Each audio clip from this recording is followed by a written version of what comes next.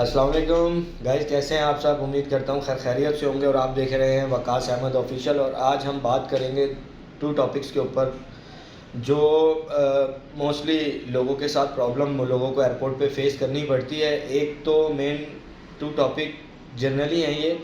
एक हमारा जो फर्स्ट टॉपिक है वो डमी टिकट के हवाले से।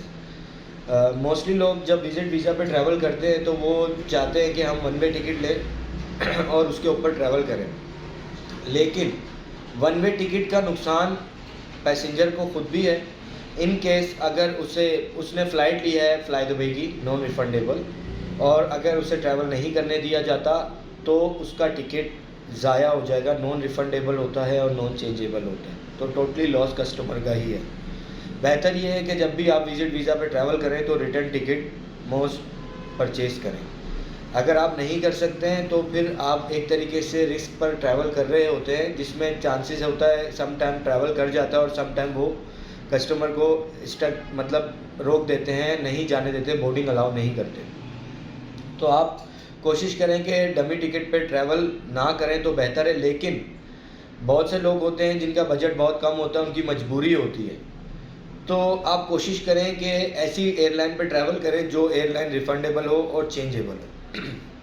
कभी भी एयर अरेबिया, फ्लाई दुबई, इस टाइप की एयरलाइन पर ट्रैवल ना करें जो कि 48 घंटे में चेंज भी नहीं हो सकती, और उसके अलावा वो आफ्टर डिपार्चर टोटली लॉस हो जाता है आपकी पेमेंट का।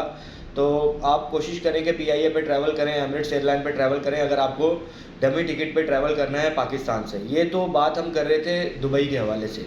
अब हम आ जाते हैं मलेशिया या थाईलैंड, सिंगापुर, इस टाइप के कंट्री के लिए आपको वन वे टिकट पे बिल्कुल भी ट्रैवल नहीं करने दिया जाएगा। आपको एक तो टिकट भी रिटर्न चाहिए और सेम पीएनआर पे टिकट चाहिए। रिटर्न टिकट होना बहुत ज़रूरी है। इवन के अज़रबैजान भी आप ट्रैवल नहीं कर सकते। तो जो लोग ट्रैवल करना चाहते हैं मलेशिया, सिंगापुर, थाईलैंड, इस साइड पे विजिट वीज़ा लगा के कि हम वन साइड जाके वहाँ पे परमिट अप्लाई करेंगे और इस तरीके से, तो आपको उसका बहुत ज़्यादा नुकसान है। अगर यहाँ पे फर्स्ट तो यहीं से आपको बोर्डिंग नहीं मिलेगी जब तक आपका एक ही पीएनआर पे रिटर्न टिकट मौजूद नहीं होगा।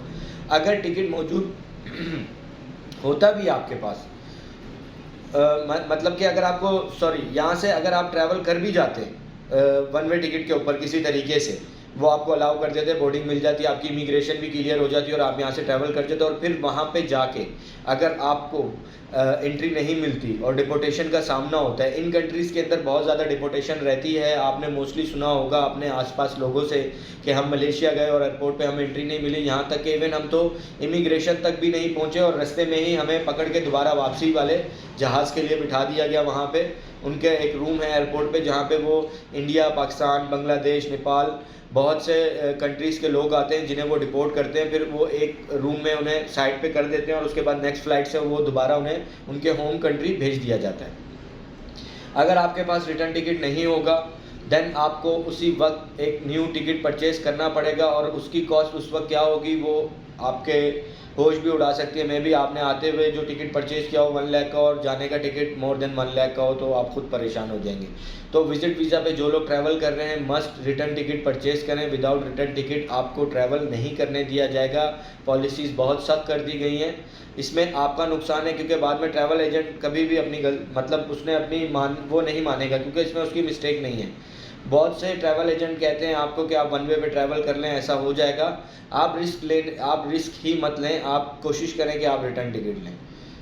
ठीक है, तो दूसरा टॉपिक जो हमारा है वो ओके टू बोर्ड के हवाले से है। अगर बहुत से लोग ऐसे हैं जिन्हें ओके टू बोर्ड नहीं होता, तो एयरपोर्ट के ऊपर बोर्डिंग नहीं मिलती, मिडनाइट होती है, तो वो एजेंट्स को कॉल कर रहे होते हैं कि हमें ट्रैवलिंग नहीं करने दिया जा रहा, हमें बोर्डिंग नहीं मिल रही, ओके टू बोर्ड नहीं हुआ। तो उसका तरीक़ेकार भी मैं आपको थोड़ा सा इस वीडियो में शेयर कर देता हूँ। ओके टू बोर्ड बेसिकली सिर्फ ई वीज़ा के ऊपर रिक्वायर्ड है। मतलब जो लोग ई वीज़ा पे ट्रैवल करेंगे, पेपर वीज़ा जिसे हम कहते हैं, इलेक्ट्रॉनिक वीज़ा, उस वीज़ा के लिए आपको ओके टू बोर्ड रिक्वायर्ड है। ठीक है, और ओके टू बोर्ड कौन कर सकता है, उसका तरीक़ेकार क्या है? उसका तरीक़ेकार ये है कि सबसे पहले तो जिस एजेंट ने आपका टिकट बनाया है, फर्स्ट वो किसी भी आयाटा कंपनी के साथ काम कर रहा है, आया वो नॉन आयाटा है या आयाटा है, ठीक है, उसी कंपनी की आयाटा की स्टैम्प अपडेट होगी आपके वीज़ा के ऊपर, तो ही एक्सेप्टेबल है। और इसके अलावा आप एयरलाइन से ख़ुद भी करवा सकते हैं। फिर वही बात कि अगर आप तो विजिट वीज़ा पे ट्रैवल कर रहे हैं तो आप एयरलाइन जाएंगे तो एयरलाइन तभी आपका ओके टू बोर्ड अपडेट करेगी जब आपके पास रिटर्न टिकट कंफर्म होगी और सेम पीएनआर पे होगी। अगर सेपरेट टिकट होगा तब भी आपका ओके टू बोर्ड एक्सेप्ट नहीं होगा। राइट नाउ अब एयर अरेबिया के लिए अगर आपको टिकट ओके टू बोर्ड करना है तो उसके लिए आपको ऑलमोस्ट 72 आवर्स रिक्वायर्ड है, यानी कि पॉसिबल ही नहीं है कि आप डमी टिकट लगा के और ओके टू बोर्ड अपडेट करा लें। और एयर अरेबिया पे आयाटा की स्टैम्प भी अलाउ नहीं करते, वो एयरलाइन ख़ुद उनका एक पार्ट है जिसमें वो मैसेज रिमार्क्स में अपडेट करते हैं ताकि सिर्फ एयरलाइन के पास ही वो अथॉरिटी रहे और एजेंट के पास ना रहे और ये सेपरेट टिकट का फंडा ना बने। मेन सीन ये है, ठीक है। तो ओके टू बोर्ड जो है आपको लाजमी 48 घंटे पहले अपडेट करवाना है। जो लोग ई वीज़ा पे ट्रैवल कर रहे हैं, चाहे वो ओमान कर रहे हैं, चाहे वो मलेशिया कर रहे हैं, चाहे वो दुबई कर रहे हैं, जिस कंट्री में भी कर रहे हैं, चाहे वो कज़ाकिस्तान कर रहे हैं, चाहे वो आज़रबाईजान कर रहे हैं, ओके टू बोर्ड रिक्वायर्ड है। 48 आवर्स पहले आपको लाजमी कराना है। जिस एयरलाइन पे आप ट्रैवल कर रहे हैं या तो उस एयरलाइन के ऑफिस से ओके टू बोर्ड अपडेट होगा या तो वो एजेंट जिसने आपका टिकट बनाया है। अगर तो एजेंट डिनाई करता है तो फिर ये उस एजेंट की प्रॉब्लम है, क्योंकि बेसिकली जिसने आपको वीज़ा दिया उसकी ये रिस्पॉन्सिबिलिटी नहीं है। जिसने आपका टिकट बनाया है उसकी रिस्पॉन्सिबिलिटी है कि वो आपका visa OK to board update करे और ऑन टाइम करे। ये टोटल रिस्पॉन्सिबिलिटी एजेंट के ऊपर आ जाती है जब वो आपका टिकट इशू करेगा। तो बेहतर ये है कि इस चीज़ के बारे में आपको ख़ुद भी नॉलेज होनी चाहिए, क्योंकि सम टाइम मार्केट में नए ट्रैवल एजेंट्स हैं, उन्हें पता ही नहीं है, वो टिकट बना देते हैं, फिर उसके बाद उन्हें यही नहीं समझ आता कि ओके टू बोर्ड करना कहाँ से। वो फिर उस एजेंट को ब्लेम कर रहे होते हैं जहाँ से आपने वीज़ा लिया होता है कि वही करके देगा जिसने आपका वीज़ा, लेकिन ऐसा नहीं है।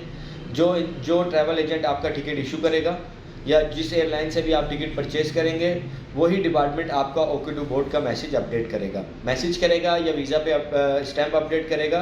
दोनों सूरतों में आपको ओके टू बोर्ड अपडेट करवाना है। इसके अलावा आज का हमारा यही टॉपिक है।